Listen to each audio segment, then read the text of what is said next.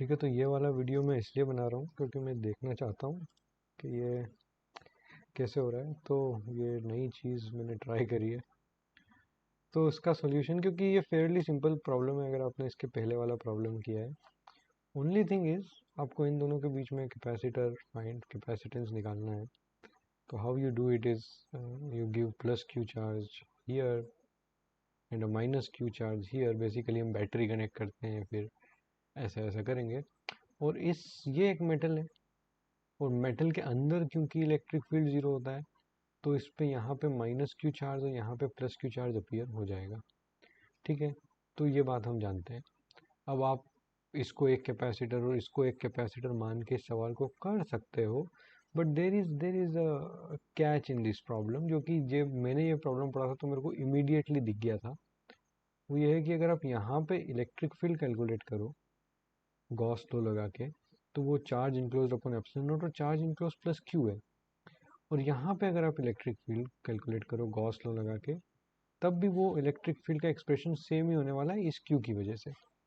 तो ये metal plate यहाँ पे हो या ना हो, इसका इसका इसका इलेक्ट्रिक फील्ड इसके अंदर ऑलमोस्ट सेम है। सिर्फ उस डेल्टा रीजन में, उस कैपेसिटर के अंदर जिसकी थिकनेस ऑलमोस्ट जीरो है, वहाँ पे इलेक्ट्रिक फील्ड जीरो है। मतलब you can say that electric field is almost same, उसको फर्क नहीं पड़ रहा है कि वहाँ पे मेटल प्लेट है या नहीं।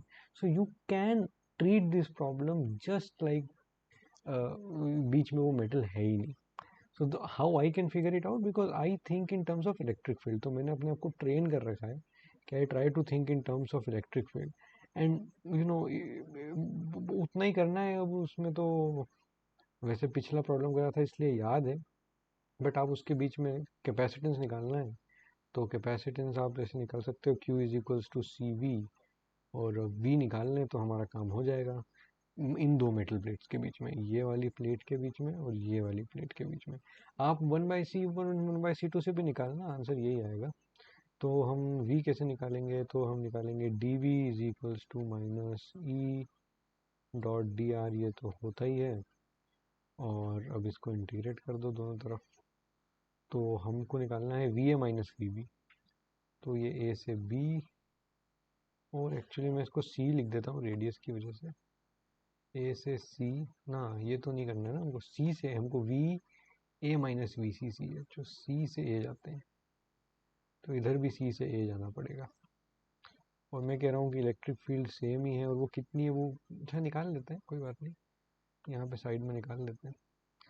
कैसे निकालेंगे, यहाँ पे गॉस तो लगाएंगे, closed integration E dot D S is charge enclosed, जो कि सिर्फ ये क्यू है अपॉन एप्सिलॉन नॉट।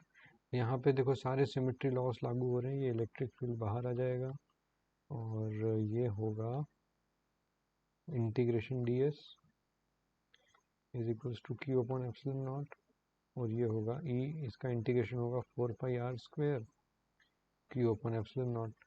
तो यहाँ से इलेक्ट्रिक फील्ड आ जाएगा, वो यहीं लिख देता हूँ मैं direct, integration electric field Q upon 4πε0r² dr, सी से लेके ए।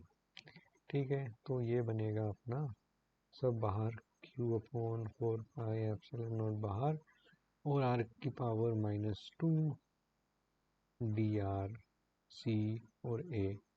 ये इंटीग्रेशन होगा आर की पावर -1 अपॉन -1, माइनस माइनस ये कैंसिल हो जाएगा, क्यू अपॉन 4πε0 1/r सी और ए, और ये बनेगा क्यू अपॉन 4πε0 1 अपॉन ए माइनस 1 अपॉन सी, और ये हो जाएगा क्यू अपॉन, यहाँ पे आ जाएगा सी माइनस ए और 4πε0 ए सी।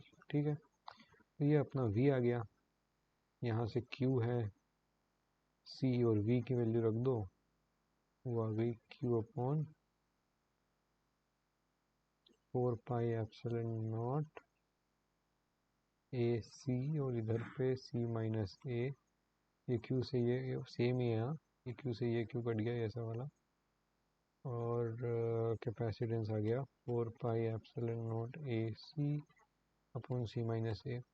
बेसिकली मेरे को ये नया, मैंने वीडियो बनाना सीखा है, तो मैं देख रहा था कि कैसे करते हैं, तो मैंने सोचा चलो व्हाई नॉट डू इट।